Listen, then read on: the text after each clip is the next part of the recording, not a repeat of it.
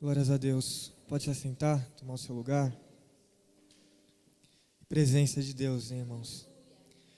Louvado seja o nome do Senhor por essa oportunidade de podermos estar aqui orando, adorando e sentindo a presença dEle. Imerecidamente sentindo a presença dEle. Louvado seja o Senhor. Amanhã nós estaremos aqui, 9h30, se você puder, estudo bíblico. Todos são convidados, culto à noite, às 18 horas. E eu queria convidar você para o livro de 1 Pedro, capítulo de número 1. Nós vamos ler hoje o verso 1 e o verso 2. Primeira carta de Pedro, capítulo 1, verso 1 e verso 2, amém?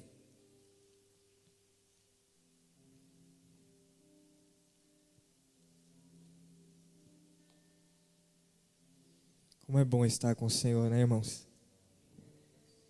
Como é bom ser confirmado com a presença dEle. Porque nós cremos que nós estamos neste mundo, nessa terra, na presença do Senhor, em qualquer lugar, no trabalho, na casa, na família. Mas é incomparável quando essa fé, essa certeza esbarra com a presença dEle confirmando isso em nós. Isso é incomparável. Esses momentos são únicos na nossa vida. Amém. Nós estamos, antes de passar a ler aqui, você que encontrou pode deixar aberto, a gente só vai ler os 2 primeiros versículos, que já é a introdução da carta de Pedro mesmo, tá bom? Só a nível de introdução, antes que a gente passe a ler, o desejo de estudar essa carta de Pedro, que a gente vai começar hoje e vai terminar só Deus sabe quando, é que nós possamos ser encontrados pela palavra de Deus mesmo, assim como a gente deseja toda vez que a gente vem aqui. E essa carta, ela trata de alguns temas que a gente vai ver aqui no decorrer da leitura dela, mas o próprio Pedro, ele fala por que ele escreve essa carta. Então, antes que a gente comece o estudo, eu queria convidar você para o capítulo 5, verso 12. Capítulo 5, verso 12. Que a gente não vai estudar ele hoje, mas para que a gente possa partir do ponto que Pedro mesmo partiu. Amém? Você já encontrou? Amém. Capítulo 5, verso 12 diz assim: por meio de Silvano, que para vós outros é fiel irmão, como também o considero, eu vos escrevo resumidamente, exortando e testificando de novo, que esta é a genuína graça de Deus. Você podia repetir isso? Que esta é a genuína graça de Deus. Nela estáis firmes. Amém? Somente essa leitura. O próprio apóstolo Pedro, porque este é o autor dessa carta, aquele que nós ouvimos ainda ontem uma mensagem sobre ele, né? Cefas, Simão, Pedro, os 3 nomes que no Novo Testamento a gente encontra para esse cara aqui. Ele escreve para judeus, crentes em Jesus, dispersos no Império Romano. Os estudiosos falam que essa carta se deu entre o ano 60 a 64, é nessa janela. E ele escrevia para cristãos que estavam enfrentando muitas dificuldades. Não só da perseguição física, mas de muitas heresias já no meio deles. Muita dificuldade de discernir o que era a graça de Deus, o que significava ser salvo. Isso é contemporâneo, né? Nós vemos entre os jovens, entre os irmãos, muitas vezes aquela pergunta: será que eu sou salvo? Como que eu posso ter a certeza que eu sou salvo? E Pedro, ele escreve a respeito da genuína graça de Deus na vida do cristão. Então ele pega a salvação e relaciona ela a atividades práticas da vida de fé. Então o salvo é assim, o salvo faz isso, e a gente vai ver isso na carta. Então o desejo é que nós possamos ser edificados por essa leitura, por esse estudo, para que a nossa fé possa ser edificada ainda mais na palavra de Deus e para que ela possa ser confirmada, né? Se há alguém aqui salvo em Cristo, que ele possa ser consolado nessa noite, que ele possa receber a confiança que vem do Senhor. Também é muito importante porque ele vai falar aqui diversas vezes a respeito de como lidar com o sofrimento. Na carta inteira, desde o capítulo 1 até o final, o sofrimento é um tema tratado em todos os capítulos. E isso é também uma pergunta frequente em nossas vidas, que passamos constantemente por sofrimento, sejam eles ministeriais, familiares, no trabalho, enfim, a vida é marcada pelo sofrimento. E o apóstolo aqui não faz pouco caso desse sofrimento e fala aos cristãos salvos como eles deveriam lidar com o sofrimento. e, enfim, várias outras coisas práticas, inclusive essa carta, escritura de Pedro, os estudiosos também falam que ele se parece muito com Paulo escrevendo a Romanos, porque ele pega e fala sobre coisas muito práticas. Então ele vai falar para as mulheres casadas, para os maridos, ele vai falar com os jovens, ele vai falar com a liderança da igreja, então ele dá conselhos práticos também. Então eu estou aqui fazendo um resumão para que a gente possa ter um norte da nossa leitura, né? Que a gente consiga ter uma moldura boa para conseguir enxergar o quadro. Dizem que a moldura ela só segura a imagem, né? Ninguém fica olhando a moldura, mas ela é importante, ela está ali. Então, não querendo pular esse momento de presença de Deus, onde nós fomos encontrados, mas ainda na presença de Deus, eu queria ler o verso 1 e verso 2. Diz assim: Pedro, apóstolo de Jesus Cristo, aos eleitos que são forasteiros da dispersão, no Ponto, Galácia, Capadócia, Ásia e Bitínia, eleitos segundo a presciência de Deus Pai, em santificação do Espírito, para a obediência e a aspersão do sangue de Jesus Cristo, graça e paz vos sejam multiplicadas. Amém? Esses são o verso 1 e 2, a introdução do apóstolo Pedro. E não sei se você prestou atenção na leitura, né? Nessa leitura aqui ele simplesmente já começa com informações importantíssimas, porque como a gente já sabe, o momento daqueles cristãos eram de muita dificuldade. Nesse verso algumas coisas já ficam claras antes que a gente possa pensar mais profundo neles. A primeira coisa que fica clara é que na face dessa terra existe um povo que é de Deus e que tem consciência que é de Deus. Porque você vê o apóstolo começando Pedro, apóstolo de Jesus Cristo. Então ele sabia quem ele era. Ele era de Deus e ele não só era, como ele tinha essa ciência. Eu sou de Deus, eu sou aquele que pertence a Jesus Cristo. E ele fala para um grupo que também tinha essa consciência. Porque se a gente presta atenção na leitura, ele fala aos eleitos que são forasteiros da dispersão. Ou seja, aos cristãos. E essa é uma face, Lê, que a gente pouco pensa. Se nós estamos aqui, se nós cremos em Deus, isso é porque Ele fez isso por nós. Muitas vezes a gente passa por essa informação por alto e imagina que a nossa conversão, a nossa confiança se dá pela nossa racionalização. Porque nós ouvimos um apelo e nós respondemos aquele apelo com sim. E aí eu passei a ser cristão. Pedro está dizendo que isso é impossível.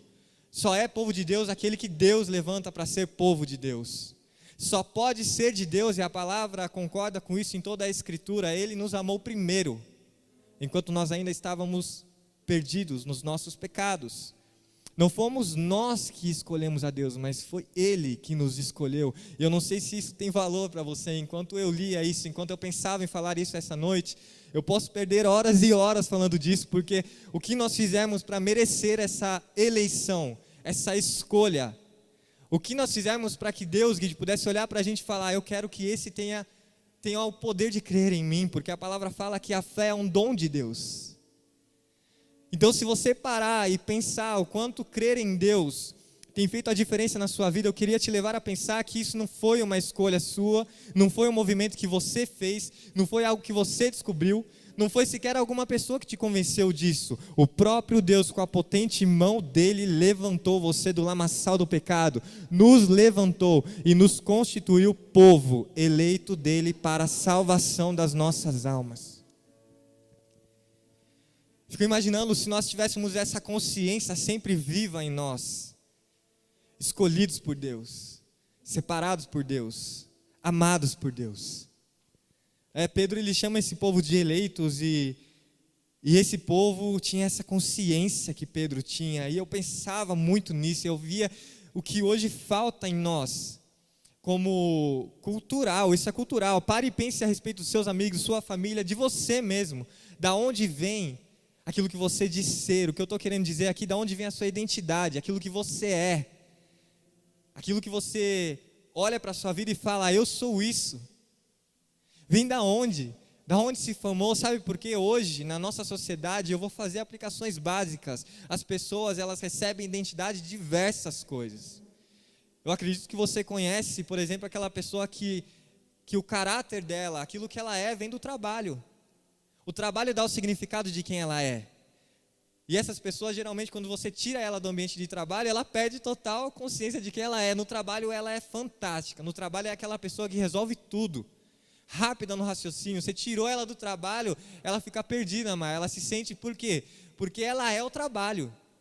Ela não só trabalha como o trabalho é digno, mas ela é o trabalho. Tudo que ela é vem do trabalho dela. Quem ela é de como as pessoas no trabalho a respeitam. O valor que ela tem é do que o trabalho, o salário infere nela. Então, quem ela é, o molde que faz ela, lesão, é o trabalho. O trabalho dá o significado da vida dela. Outras buscam significado em relacionamentos. Isso é cada vez mais constante, principalmente entre os jovens e adolescentes. O que a adolescente acha? Acha que ela precisa namorar para ser alguém, que ela precisa ter alguém, que falta algo. A identidade dela completa-se no relacionamento. E isso a gente vê dentro da igreja muito e fora da igreja mais ainda. Mas esse povo aqui, o molde, a identidade vem de Deus. Não vem do trabalho, não vem de quem eu sou casado, não vem do meu salário, de quantos zeros tem nele, vem do Deus que me elegeu para a salvação. Vem do Deus que me fez e me resgatou na minha história, sem que eu tivesse participação alguma nisso. Eu lia isso e eu via isso em Pedro. Esse que a gente conhece tanto nos evangelhos, começar falando Pedro, apóstolo de Jesus Cristo. E eu pensei, como eu quero ser confirmada a minha fé a respeito disso. Que lá no meu interior, a minha identidade mais íntima seja Jean, servo de Jesus Cristo, antes de qualquer coisa. Não Jean, que trabalha não sei aonde. Não Jean, que é casado com a Mariana. Não Jean, que recebe quanto. Não, Jean, servo de Jesus Cristo. Que a minha consciência a respeito de mim mesmo possa ser, no mais profundo, cravada por Deus. Ele é quem define quem eu sou, não outras coisas. E é o meu relacionamento com Ele que define quem eu sou, não a minha vida no mundo. Porque a minha vida no mundo passa. E enquanto ela não passa, ela passa por fases. Às vezes o trabalho vai bem, às vezes o trabalho vai mal. Se a minha identidade vier do meu trabalho, eu vou ser assim, constante, bem e mal, satisfeito e insatisfeito. No relacionamento, então, nem se fala. Inconstância, da manhã para a tarde, amou e odiou. Do dia para a noite, quis casar e quis separar. Se a nossa identidade estiver firmada nessas coisas inconstantes, a qual eu denuncio aqui, o mundo é firmada a sua identidade nestas coisas. Eu vi uma pessoa e ela falava, e eu queria fazer você pensar a respeito disso. Nós somos hoje rotulados pelo que nós temos. O que nós temos é quem fala quem nós somos, não é? Quantas vezes você não conheceu a pessoa e você queria falar com ela e o irmão falou, é aquele ali do Celta Preto. Por quê? Porque quem nós somos vem do que nós temos para esse mundo. Eu queria falar com o Mazão não sei quem é, então aquele ali do Aircross. É aquilo que nós temos, que define quem nós somos. Nós somos nesse mundo conhecidos. E por que essa busca incessante por poder, por dinheiro? Por espaço. E eu queria pregar aqui nessa noite, queria dar voz a Pedro, voz à palavra de Deus.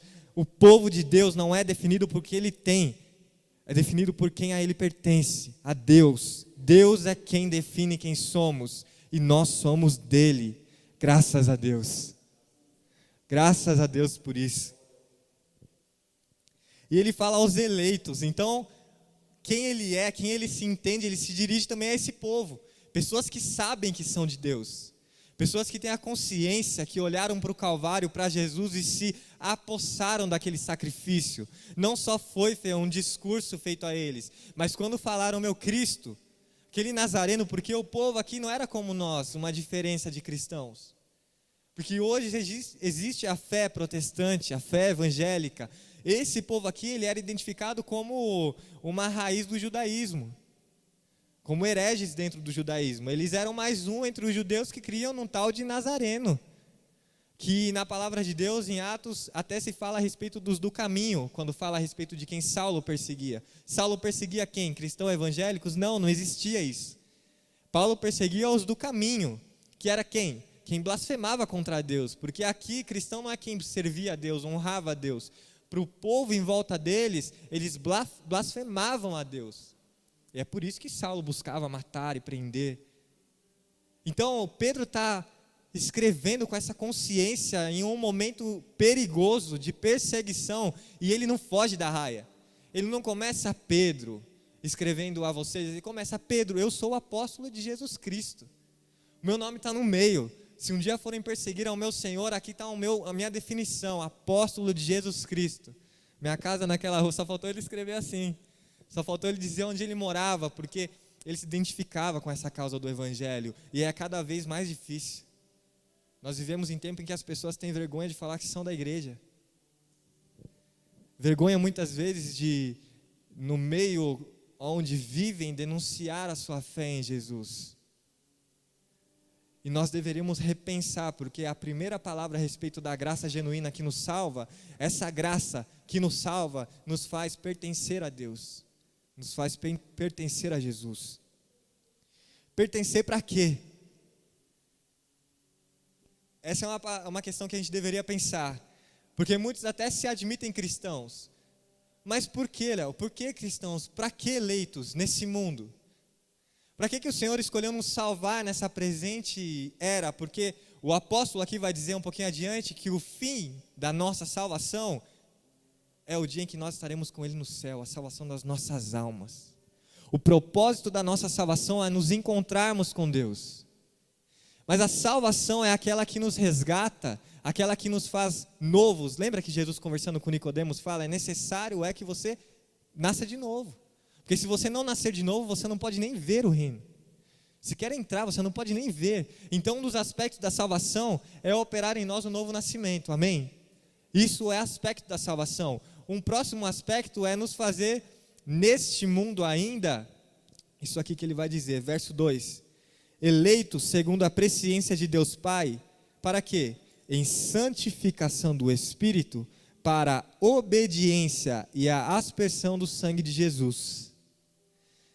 Então, quando se fala, será que eu sou salvo? Como eu posso ter certeza da minha salvação? A pergunta é: como vai a sua vida? Porque os eleitos são para a santificação do Espírito e obediência de Jesus Cristo eleitos. Eles não são eleitos simplesmente e não são eleitos para serem protegidos do mal. E essa é uma questão que nos nossos dias a gente precisa repetir e repetir. Isso é falado aqui constantemente e nós precisamos repetir. O apóstolo aqui está repetindo. Porque se nós pensarmos que ser salvo é ser resgatado do mal, é mentira. Porque esses cristãos morreram na mão dos romanos, dos seus algozes. Eles não estavam isentos do mal. Sabe quando muitas vezes nós oramos: Senhor, livra-me, Pai. Quando muitas vezes a gente faz isso quando a gente vai andar de carro, né? Sair, faz aquela oração: Senhor, guarda o meu caminho e tal. É uma oração genuína a se fazer. Porque essa é a nossa verdade, esse é o nosso pedido diante de Deus. Mas a nossa consciência de fé não pode ser pautada em não sofrer o que as pessoas que não creem em Deus sofrem. Não é para isso que nós somos eleitos. Porque o sofrimento é eminente nas nossas vidas. E nós somos provas vivas disso aqui. E se você olhar para a sua história, mesmo depois de servir a Deus, de amar a Deus, o sofrimento fez parte. E a questão é que muitas vezes a gente não pensa nisso. Porque a gente tem medo de perder a fé. Porque a gente tem medo de falar palavras a Deus que não deveríamos. Mas vamos ouvir Pedro. Nós somos eleitos aqui para estar em santificação do Espírito Santo e obedecer a Jesus Cristo. Nessa terra, nesse tempo presente.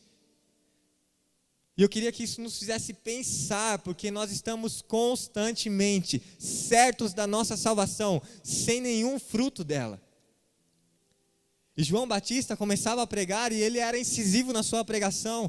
Primeiro vocês mostrem fruto de arrependimento, para que depois eu possa batizar-vos. É até onde a gente brinca muitas vezes conversando, né? Raça de víboras, e a gente ri porque acha essa palavra pesada. Mas é o Evangelho.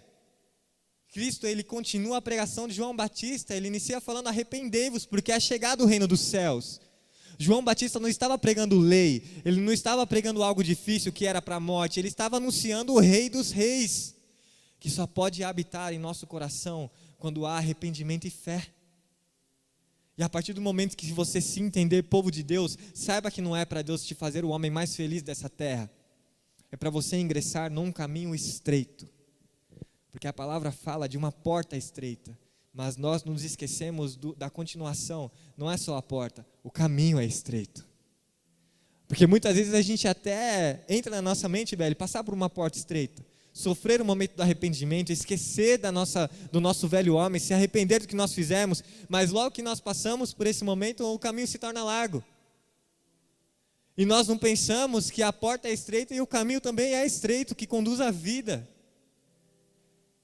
E o meu desejo nessa noite, nesse início, é que nós possamos pensar a respeito disso. Se você se vê como povo resgatado na cruz do Calvário, Deus tem uma obra agora para a sua vida, te fazer obediente a Jesus Cristo e te santificar através do Santo Espírito, que nós cantamos essa noite. Mas bem-vindo aqui, Senhor. Vem inundar e encher esse lugar, encher a nossa consciência, encher o nosso coração. Conversava esses dias com o Felipe, ele estava me levando para casa, a gente estava conversando, e ele estava falando do momento de noivado, vários noivos, né, inclusive. É um tema nos Trend Topics, né, da igreja. E ele falava, e a gente conversava a respeito disso, porque eu sou um sobrevivente desse momento, passei, estou vivo. E como nesse momento nós somos convidados à ansiedade. Como nesse momento nós somos convidados à perca de controle. E algo que eu queria dizer aqui, você pode até me ter nesse momento como alguém que está sendo radical demais, alguém que está sendo duro demais, mas é a verdade. Que esse momento não possa roubar a certeza e a confiança que você tem em Deus. Porque Cristo se dirigia a pessoas ansiosas, ele disse, não andeis ansiosos. Quando ele disse isso, o público dele não era de pessoas tranquilas, era de pessoas que estavam passando por momentos de dificuldade. Você imagina que o público de Jesus era de mulheres, a maioria era de publicanos, pecadores, mendigos, então o público dele era um público que passava dificuldade, um momento difícil, e ele disse, não andeis ansiosos. Então, eu estava falando isso com ele, né, conversando com ele a respeito disso, e de como a nossa mente, ela se permite ser pecadora.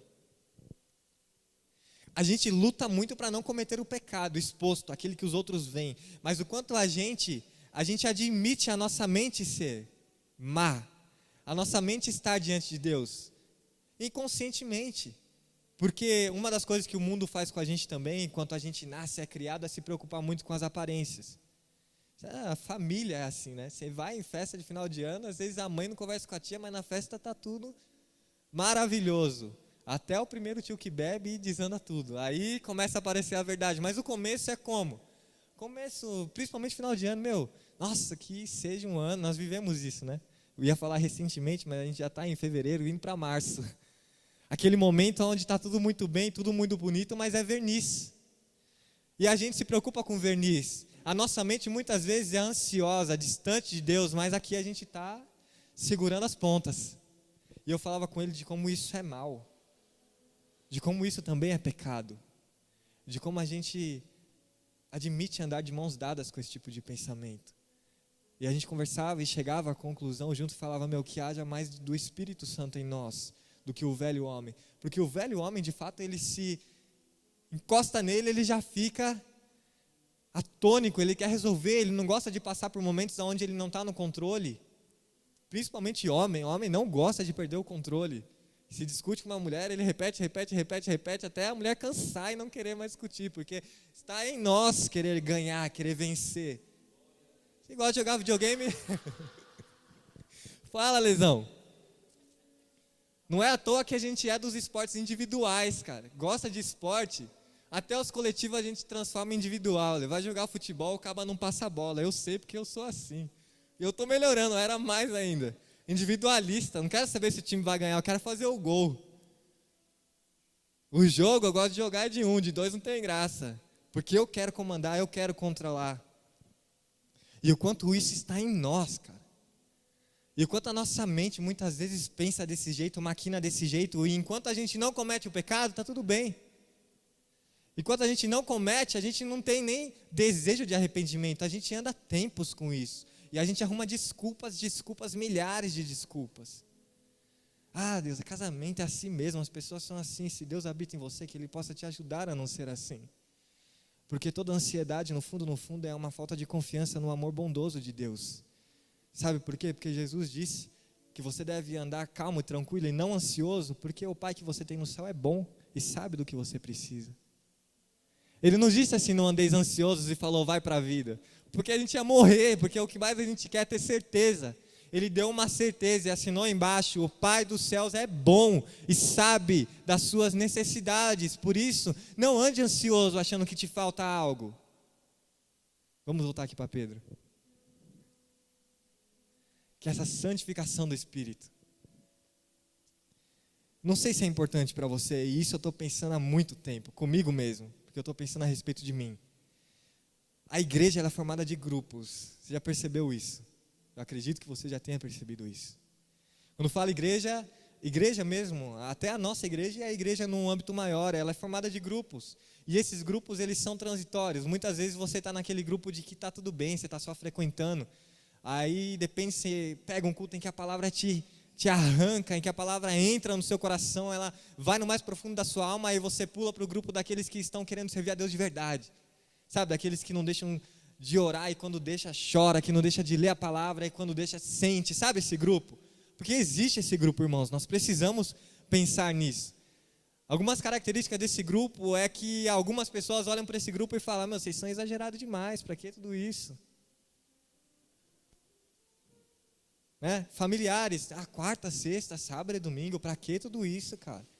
Você vai ficar louco, não precisa de tudo isso. Às vezes pessoas dentro da igreja, cara, você está exagerando, está querendo ser o santão. Você já ouviu isso? Eu aposto que você já ouviu isso dentro da igreja. Esse grupo existe, esse grupo ele não é perfeito, mas este grupo busca a Deus. Dentro da igreja, fora da igreja, este grupo está tentando correr para esse caminho de Pedro para falar, eu sou de Deus, não consigo viver sem a presença dEle. Eu não tenho significado de vida se Deus não estiver comigo.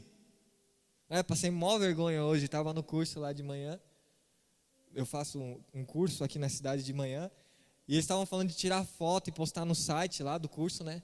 E aí eu vivi aquele momento do Chaves com o professor Girafales, quando está todo mundo falando, aí aquele silêncio e o Chaves fala. E a gente estava brincando de postar a foto no grupo lá do grupo, e eu falei, mano, vamos, pega essa foto aí e posta na igreja. Eu vivo tanto a igreja, pastora, que eu falei, posta essa foto aí na igreja. Todo mundo, que igreja? Professor, que igreja? E eu na hora falei, mano, eu tô ficando louco. Eu tô ficando louco. Essas pessoas que às vezes até vivem esses momentos, entende? Que você deseja tanto Deus, que muitas vezes você perde o fio da meada mesmo. Você está, às vezes, conversando com uma pessoa, você fala, a paz, e ela nem é da igreja. Você comenta ela, a paz do Senhor, e depois você pensa, nossa, dei a paz. De que você está, às vezes, na sua casa, e aquele livro na cabeceira da cama, e você com uma vontade imensa de dormir, ou assistir um vídeo de comédia no YouTube, com várias vontades. E aí você, meu Deus, Senhor, me dá vontade de ler, e você pega o livro, abre com um coração que sem vontade nenhuma, mas pedindo a Deus, coloca essa vontade em mim. Sabe esse grupo? Esse grupo que não é perfeito. Não é que esse grupo ele já está lá, como Paulo fazia parte desse grupo. E falou assim, eu ainda não alcancei, mas uma coisa eu faço, eu corro para o alvo. Eu espero estar falando com esse grupo. Paulo fazia tanto parte desse grupo que ele sabia que o bem que ele queria fazer, ele não fazia, mas ele não se deixava levar por isso. Ele orava a Deus e falava, graças a Deus por Jesus Cristo que me livra deste corpo podre dado ao pecado. Desse Paulo que falava, eu ainda não alcancei, mas eu não vou desistir, eu vou correr, tropeço, levanto, porque a tua graça me fortalece, o teu poder se aperfeiçoa na minha fraqueza. Mas existe uma outra verdade, não é só esse grupo que existe. Existe o grupo que eu posso falar intermediário, aquele que ainda não decidiu. Não decidiu ainda se vai fazer parte desse grupo, Karina, ou se vai fazer parte daquele outro grupo. E eu vou falar desse último grupo primeiro. Esse último grupo, eu estava pensando isso enquanto a gente ainda estava de férias. Sendo tomado por esse pensamento. Sendo tomado por essa diversidade de grupos que às vezes a gente encontra. E como isso tem atrapalhado muitas vezes a nossa fé. Porque tem nos faltado discernimento. Que tem nos faltado decisão. Como o Pedro aqui. Eu sou de Jesus Cristo. Pronto, acabou. Sabe, se a gente tivesse essa decisão, eu sou.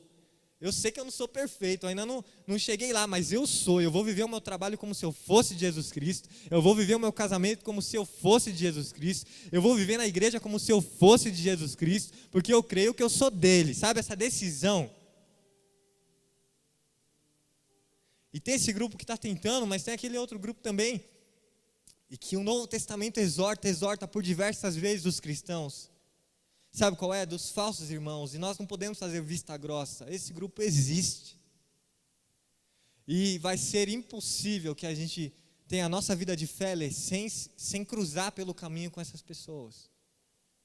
Sem encontrar essas pessoas. Seja dentro da igreja, seja no trabalho, muitas vezes familiares, vai ser impossível.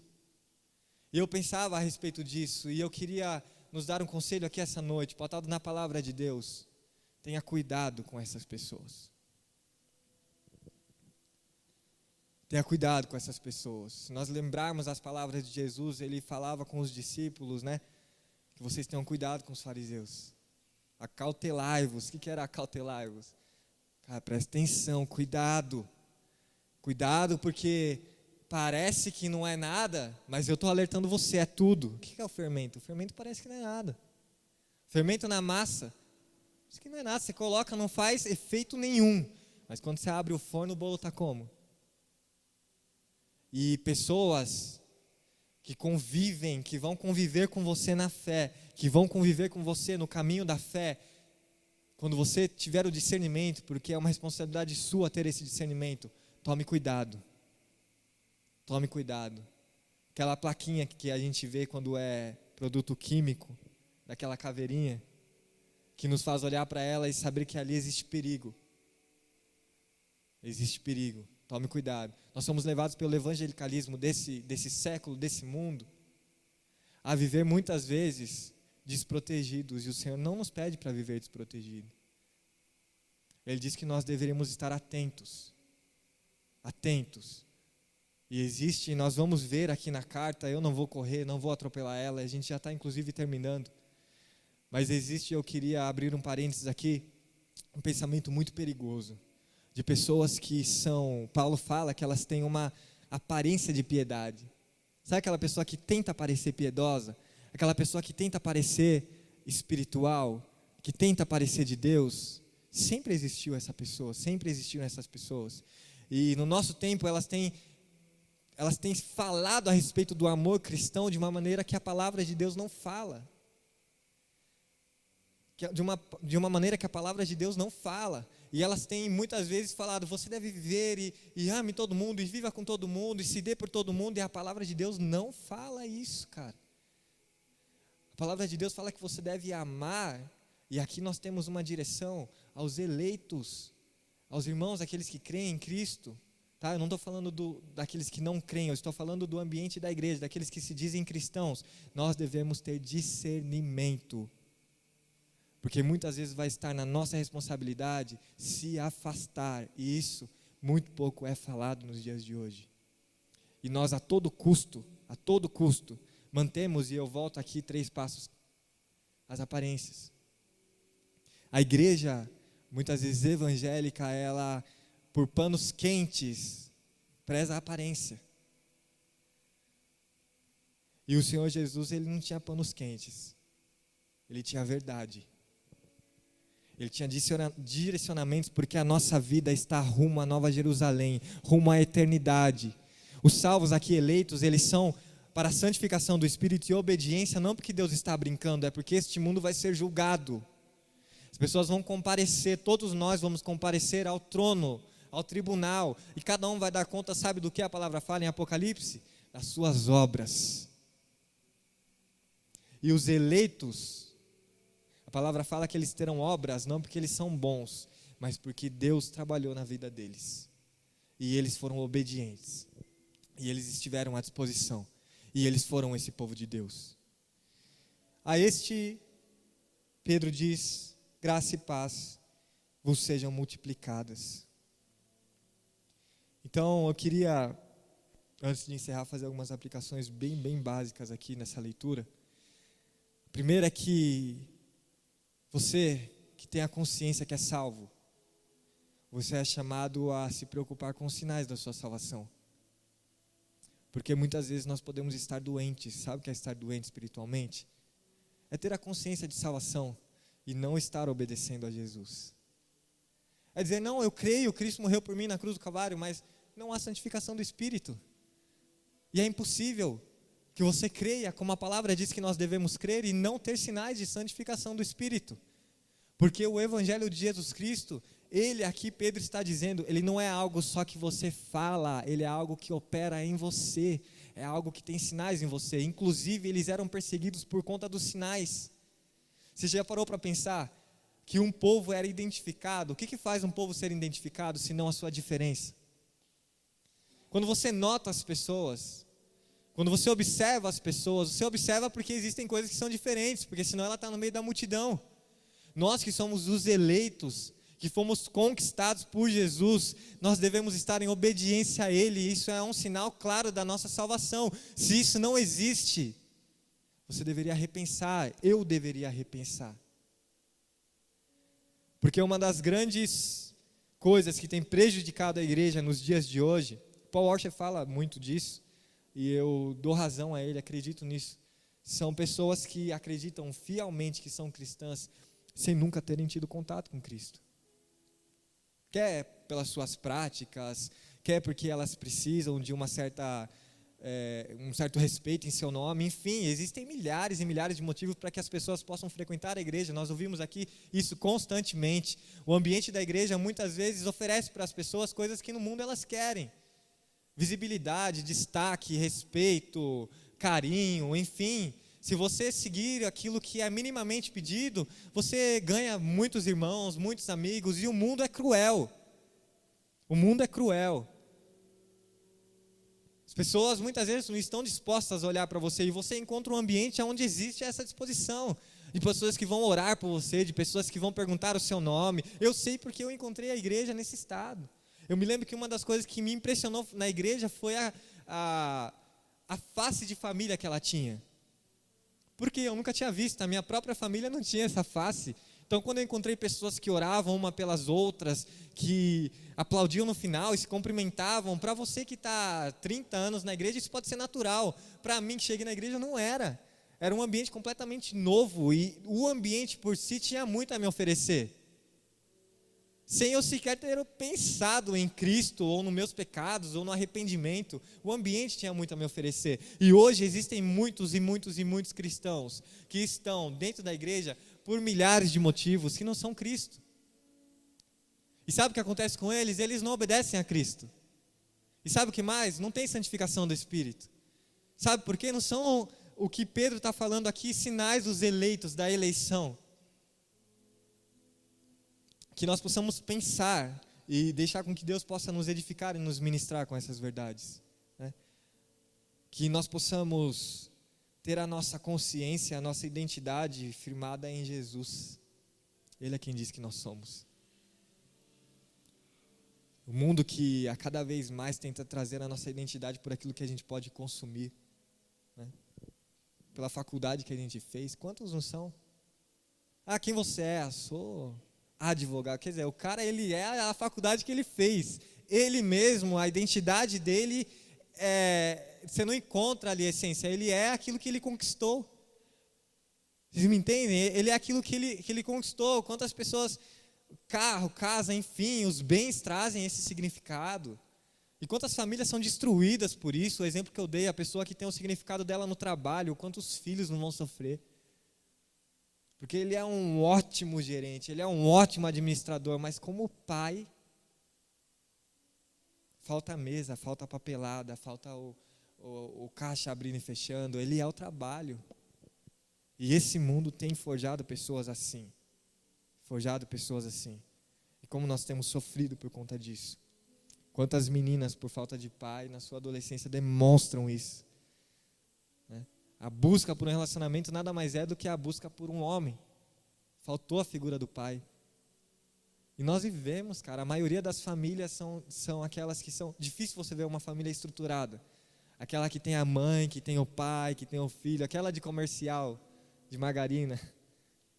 A real da real é aquela que tem a mãe só, que criou o filho e tentou ser o pai. Ou então o pai que criou e tentou ser a mãe, mas no trabalho, no corre, não conseguiu ter aquela presença. Aí isso fez o quê? Fez muito prazer nós aqui. Nós aqui com as nossas dificuldades, nós aqui com as nossas consciências, nós aqui com os nossos alvos de vida, de futuro, porque vieram tudo da nossa família, como nós fomos ensinados. E o grande desafio, lendo esta porção da palavra de Deus que tem abençoado tanto a igreja, na história essa leitura tem abençoado a igreja, é que ela possa nos abençoar, que ela possa nos edificar, porque a graça genuína opera em nós aqui agora, hoje, e nos leva até o dia em que nós o veremos, a salvação das nossas almas, o dia em que nem o desejo de pecar nós teremos, um corpo que não conhece corrupção. O que é isso? Não existem palavras para falar a respeito disso, porque tudo que nós desejamos e ansiamos aqui nessa terra, mesmo quando bom, é machucado, é manchado pelo pecado. Até os nossos desejos que a gente fala assim, nossa, como eu estou sendo bom. No fundo, se você prescrutar, tem pecado, tem maldade, tem dificuldade, porque nós somos esse ser dividido. Espírito que deseja adorar a Deus e carne, que deseja voltar ao ser adâmico, e a gente está nessa batalha, nessa guerra de braço, firmados não naquilo que nós podemos fazer, mas naquilo que Cristo fez por nós, na cruz do Calvário, que nos salvou e que nos deu a possibilidade de vivermos aqui como salvos, estrangeiros, forasteiros, que você não tenha a sua cama nessa terra, sabe, que o prazer, aquilo que afaga a sua alma, não venha daquilo que o mundo produz, porque a palavra fala que esses eleitos aqui, eles têm uma outra característica, eu queria terminar falando dela, eles são forasteiros, eles são estrangeiros, eles não são daqui. Sabe, uma qualificação de forasteiro, você conhece o cara, você fala, esse cara é forasteiro, quando ele está num lugar inadequado, aquele lugar não é a casa dele. Não adianta, você pode oferecer a sua cama, não é a cama dele. O seu alimento não é o alimento que ele está acostumado, porque a terra, a casa dele é um outro ar, é um outro cheiro. E como dizem as pessoas, nada como a nossa casa. Brincava com a Mari, você pode ir numa mansão, cara, você pode dormir. Só que a sua casa é a sua casa. Teu quarto, a maneira como você deixa as coisas arrumadas. Trazendo isso aqui para a palavra de Deus, a nossa casa não é aqui. E se nós somos eleitos, vem para dentro do nosso coração uma certa insatisfação com o mundo. Não há nada que o mundo possa oferecer que vai nos satisfazer completamente. C.S. Lewis diz no livro dele que ele sentiu um prazer quando encontrou com o Senhor, e o pastor fala isso direto aqui, que nada nesse mundo se comparava. E ele chegou a uma conclusão, eu fui feito para outro mundo. Não é uma conclusão lógica? Se o prazer que nós sentimos na presença de Deus, nada pode se comparar, a resposta é, eu não sou daqui. Infelizmente nós temos uma igreja tão cheia de pessoas que não são forasteiras, Lê, que a igreja fica pregando a respeito de coisas daqui, como se aqui fosse a nossa casa, como se o contrato que a gente fosse fechar na semana fosse aquilo que acalenta a nossa alma. Forasteiro e estrangeiro não se satisfaz em terra estranha. Ele vive, sobrevive, caminha, mas sempre guardando na mente e no coração o dia que ele vai estar em casa. É essa a esperança da casa que traz alegria para ele no tempo presente. Isso era o povo de Israel no Antigo Testamento, enquanto estava no cativeiro. O verdadeiro povo não se satisfazia ali. Você vê os salmos, os cânticos de quando eles estão voltando para o templo. Por que isso? Por quê? Porque eles estavam vivos, só que eles estavam numa terra que não era deles. Então, se nós somos salvos, marcas, se você não escutou nada do que eu falei aqui até agora, você vai esquecer a grande maioria, que você possa guardar isso. Marcas da genuína graça de Deus sobre a nossa vida, é nos transformar em pessoas que obedecem a Jesus Cristo. É nos formar em pessoas que são casa, templo do Espírito Santo de Deus. E não lá no íntimo, no coração, sabe, Fê? Não, lá no íntimo, cara, eu amo, sirvo. O que Paulo vai falar em Romanos 12? Apresentai os vossos corpos como sacrifício vivo, santo e agradável. Nós hoje falaríamos o quê? Eu quero apresentar o meu coração. Paulo falou, deixa essa história de coração, eu quero o seu corpo. Eu quero aquilo que você faz, eu quero aquilo que você fala, eu quero aquilo que você pensa. Porque o nosso tempo romântico demais fala muito a respeito de sentimento, de corpo, de pensamento. Eu quero entregar o meu coração. O Senhor quer você por inteiro. E a graça de Deus nos transforma em sacrifícios inteiros para Ele, a habitação do seu Santo Espírito. Que presente é esse? Que valor isso tem para nós como eleitos, como amados, como resgatados? Sabe quando você fala, meu Cristo me salvou, você tem que ter isso na sua mente vivo. Cristo me salvou, o meu prazer agora é obedecê-lo. É por isso que eu sofro quando eu peco, não porque eu estou fazendo aquilo que as pessoas vão achar ruim, não porque eu estou fazendo aquilo que vai trazer uma má opinião a respeito de mim, é porque o meu prazer é obedecê-lo. A minha vontade é ser santificado pelo Espírito, e o Espírito aqui, se você leu, é com E maiúsculo. É a terceira pessoa da Trindade, é Deus operando em nós uma mudança de caráter. Glórias a Deus por essa salvação, esse presente de ser comprado por Ele e de ser transformado à imagem dEle progressivamente. Deus nos ama tanto, mas nos ama tanto, que Ele nos deu o privilégio de sermos parecidos com Ele. Você já pensou nisso? Porque nós muitas vezes queremos destaque, queremos ser diferente, nós queremos ser únicos. Deus falou assim, eu vou criar um povo, eu vou resgatar esse povo de um tal modo, que eles vão devagarinho, andando na minha presença, sendo transformados à minha imagem. Eu quero que eles sejam parecidos a um ponto em que Cristo seja o nosso irmão mais velho. Cristo, nosso irmão mais velho. Porque nós seremos uma família de muitos irmãos. Nós somos forçados como igreja, eu acho que eu sinto isso minimamente. O pastor deve sentir isso muito mais, as pessoas que estão em posição de liderança devem sentir isso com uma intensidade maior, sabe, né? Mas existe uma força, uma mão que empurra quem está à frente para dar a preocupação, tanto da mensagem quanto dos momentos, aos grupos. Porque eu falei aqui, existem muitos grupos, sabe? E no afã, a igreja, no afã de manter as pessoas, o que ela faz nesse momento? Ela usa o momento do discurso para alimentar um grupo de cada vez. Ela se preocupa um pouco com aqueles que são o povo de Deus, que tem sinais, que estão vivendo os momentos, e ela dá aquele abraço naquelas outras pessoas, e ela alcança aquelas outras pessoas, e fica esse negócio mesclado. Sabe? De uma maneira mais clara, existem pessoas que não querem, pastora, por exemplo, estudar a palavra de Deus. Elas não querem, elas não estão preocupadas com isso. Sabe? Porque o momento, o afã, produzir aquele momento, às vezes, emocionalmente mais ativo, e que nós vemos, principalmente os grupos de jovens, um momento onde a galera pula, e existe alguém no microfone gritando, e aquelas músicas contextualizadas e tal. Pô, a galera nem boceja, nem dorme, então é isso que elas querem. Existe um grupo dentro da igreja que quer uma coisa que a igreja não foi posta para oferecer. Que é o que nós ouvimos constantemente aqui, um evangelho carnal, um evangelho para o homem, para o coração. Entendeu? Que vai usar e que vai olhar para a palavra de Deus, ler o mínimo possível e falar o maior possível a respeito daquilo que você está esperando. E se eu sinto minimamente isso, eu queria nos dizer como igreja que nós possamos nos levantar muito mesmo em oração pelos nossos pastores.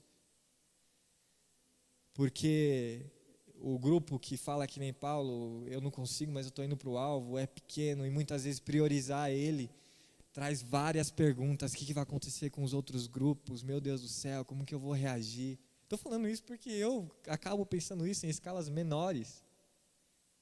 Quando pensei, inclusive, em falar, vamos fazer um estudo, eu comentei até com o pastor, tem edificado demais a minha vida, de muitas pessoas que eu converso, esse tipo de estudo, como a gente vê o estudo bíblico dominical, participar desses momentos, porque as pessoas que realmente são eleitas, elas estão buscando obedecer a Deus, Israel, e esse momento é imprescindível, conhecer o que Deus pede a respeito delas. Só que o resto fica em segundo, terceiro, quarto plano. E é muito difícil viver esse momento. É muito difícil fazer essa opção, porque a pressão a respeito de números, de resultados. O mundo é metas, não é metas. Aonde você vai é a respeito de metas. Aposto que no seu trabalho você ouve falar disso todo momento. Você tem que cumprir tal meta, a lesão tem que entregar o carro hoje. O que importa muitas vezes não é se o carro não vai voltar, porque o carro pode até voltar semana que vem. Não deu para fazer do jeito que era para fazer, mas entrega hoje, porque senão o cara não vai pagar. Muitas igrejas que mercadejam a palavra de Deus, o que importa é meta. O cara prega a palavra de Deus esperando a oferta bater o que ele espera. O Em que momento nós estamos da fé? Em que momento nós estamos diante de Deus como povo de Deus? Sabe, nós temos consciência do momento que nós vivemos. No Brasil, quando se fala de fé, 90% do que a gente vê é uma fé vendida. É uma fé que espera o dinheiro, é uma fé que na verdade fala a fé, esperando cair depois no bolso.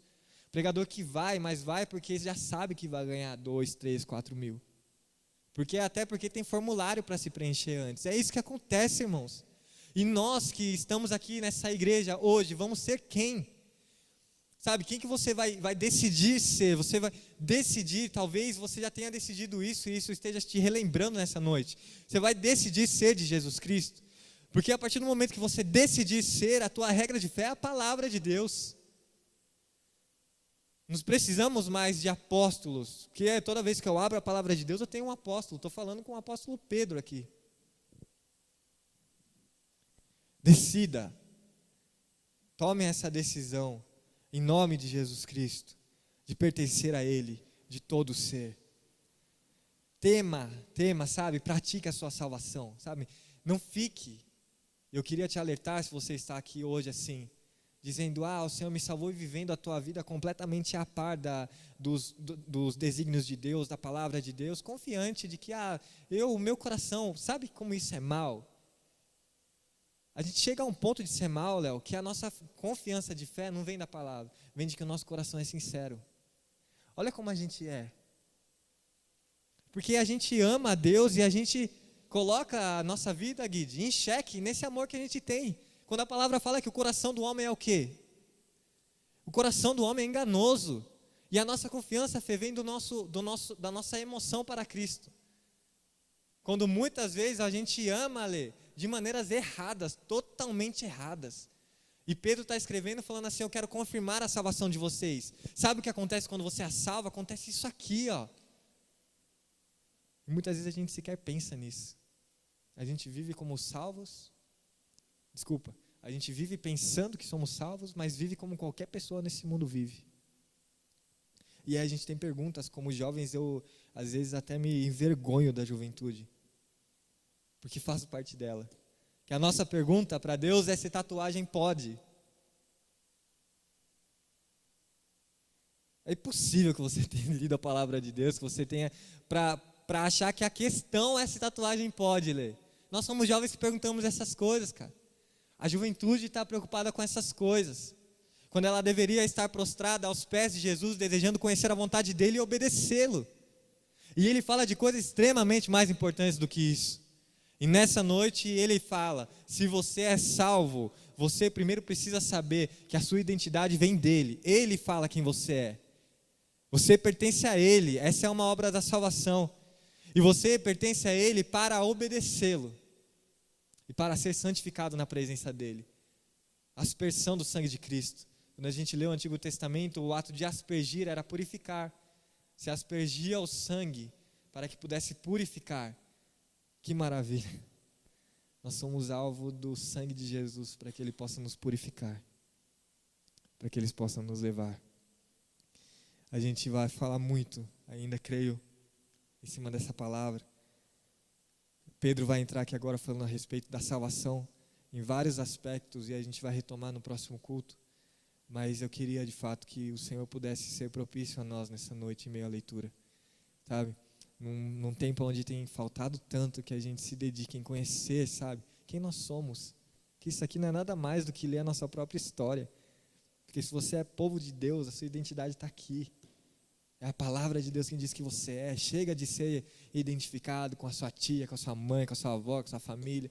Porque a gente é um povo que se fala de Deus, de posse de Deus, mas a nossa personalidade, aquilo que nós somos, retém tudo que era para ter ficado do batismo. Que Paulo fala que o batismo prefigura a morte e a ressurreição.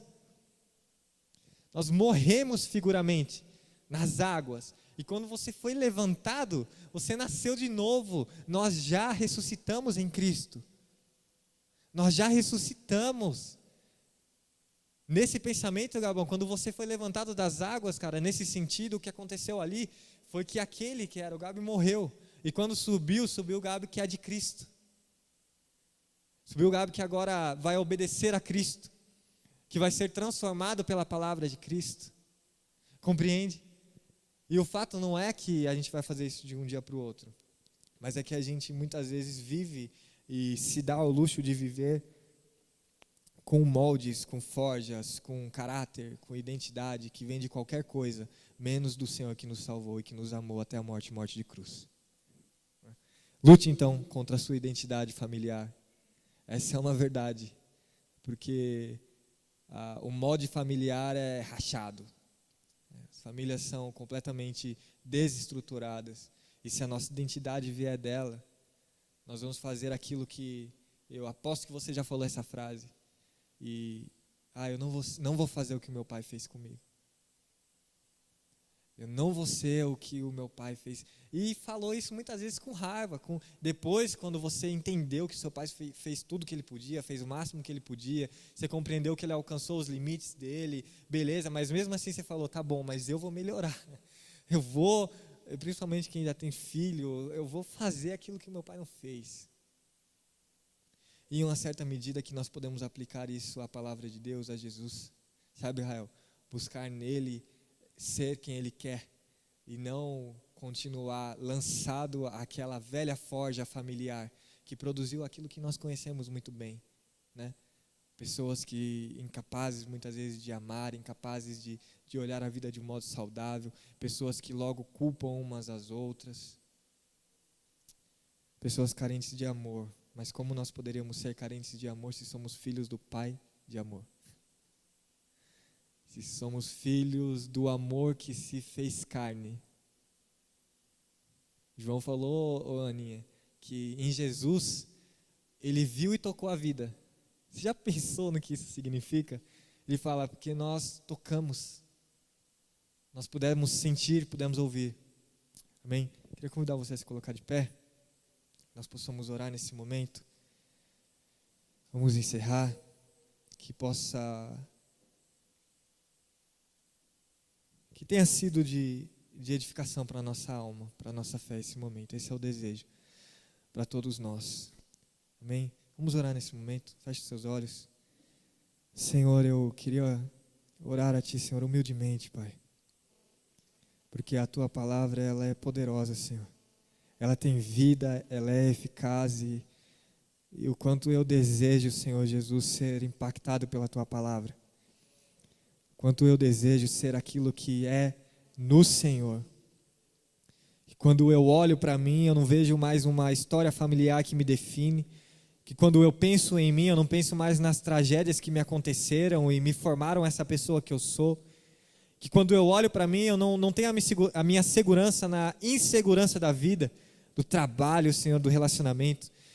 Mas que quando eu olho para mim, quando eu faço a leitura de quem eu sou hoje, eu possa ver a face de Cristo no meu interior e ter um selo que diz Made in Jesus, propriedade de Jesus, que quando olho para a vida respondo para ela, eu sou quem sou em Jesus Cristo, propriedade exclusiva dele, e é por isso que eu faço o que eu faço, que eu penso o que eu penso, que eu falo o que eu falo.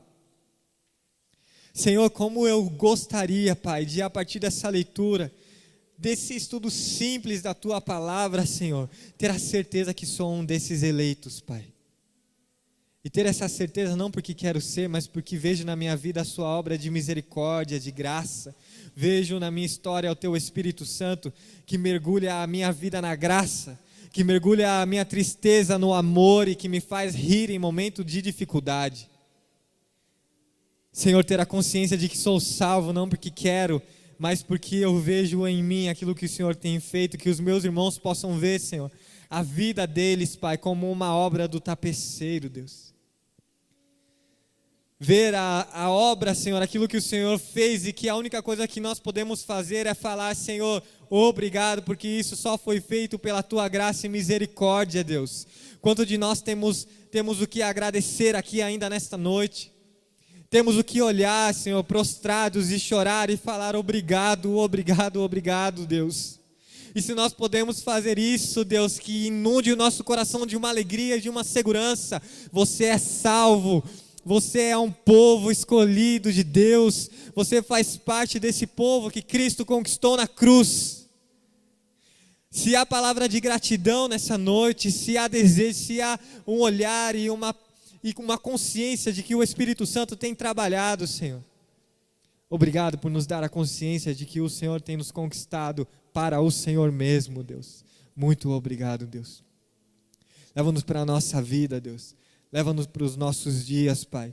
E nos faz pensar sobre essas questões, Pai. Que a semente, Senhor, plantada no coração possa continuar e dar o fruto.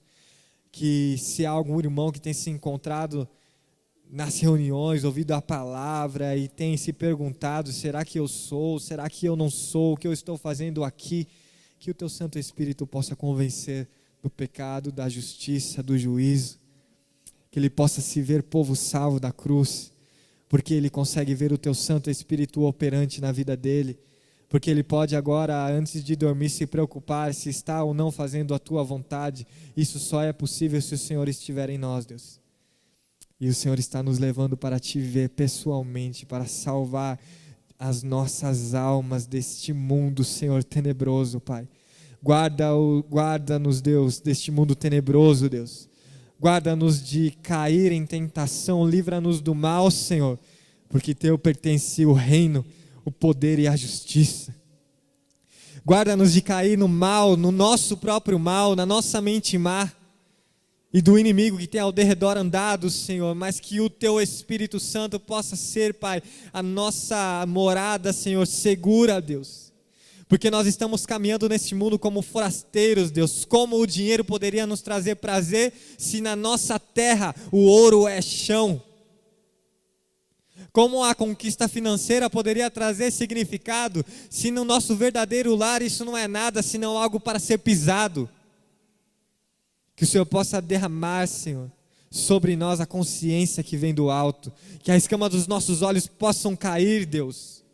Como o sofrimento pode marcar a nossa vida, se na terra, Deus, na nossa casa não há sofrimento, não há choro, não há dor, não há pranto, se os nossos olhos serão enxugados de toda lágrima, guarda-nos, Senhor, de aqui ser marcados pelo sofrimento, mas que nós possamos ser marcados pela Tua graça, por aquilo que o Senhor é, por aquilo que o Senhor era em nós também, Senhor. Como poderíamos encontrar prazer em qualquer outra coisa, senão no Senhor, se na nossa casa o maior prazer, o maior tesouro é o Senhor e a sua presença, Deus. Ah, Senhor, eu quero aqui agora, Senhor, ter o Senhor como o meu maior tesouro, a minha maior herança é o Senhor. Não há nada que eu queira, que eu deseja mais, que não seja o Senhor, Deus. Como pecadores que somos, a nossa carne tenta por muitas vezes, e nós somos aqui constrangidos a dizer que nem aquilo que nós queremos nós conseguimos fazer, Deus. Mas a verdade do nosso coração e do nosso espírito e do nosso corpo, entregue como oferta viva nesse mundo.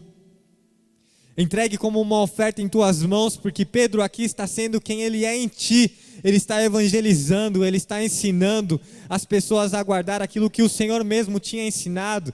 Isso foi a grande comissão. O Senhor disse: ide por todo mundo e pregai o evangelho a toda criatura, batizando eles em nome do Pai, do Filho e do Espírito Santo, e ensinando eles a guardar aquilo que eu vos ensinei. E agora nós nos encontramos com Pedro aqui na carta fazendo isso, Deus. Faz isso em nós, Deus. Não nos deixa somente um povo que reclama de uma igreja corrupta, que reclama de um país corrupto, mas um povo que se levanta em meio a um tempo corrupto para pregar e viver a Tua palavra, para evangelizar todos quantos for possível no nosso trabalho, na nossa casa, na nossa vida.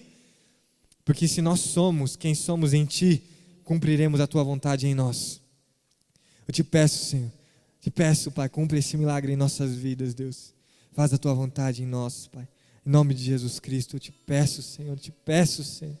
Desesperadamente eu te peço, Deus, salva-nos de nós mesmos, Pai. Continua o Seu trabalhar com o Espírito Santo. Nos dá as informações que nós precisamos para Te obedecer, Deus, em nome de Jesus. Em nome de Jesus, nós não somos suficientes para essas coisas. Precisamos do Teu Espírito operando em nós. Mas esta noite, Senhor, eu saio tranquilo com a minha consciência, porque pela fé eu tenho certeza de que sou este povo, Deus, de que sou amado, de que sou Teu filho. de que fui eleito na cruz do Calvário, Deus. Ah, Senhor, isso traz alento à minha alma como bálsamo, Senhor, como bálsamo nas feridas da minha vida, Deus. Que o Senhor possa curar as feridas nas vidas dos meus irmãos, Deus. Por quantas vezes essas feridas têm sido dificuldades diante do Evangelho, de filhos, de filhas, de ausência de pai, e tudo isso tem sido uma barreira contra a tua vontade, Senhor. Que essa palavra, você é um eleito de Deus, amado de Deus, possa ser como a cura, Senhor, que nos encontra no dia da nossa dificuldade, no dia da nossa fraqueza, no dia da nossa dor e angústia.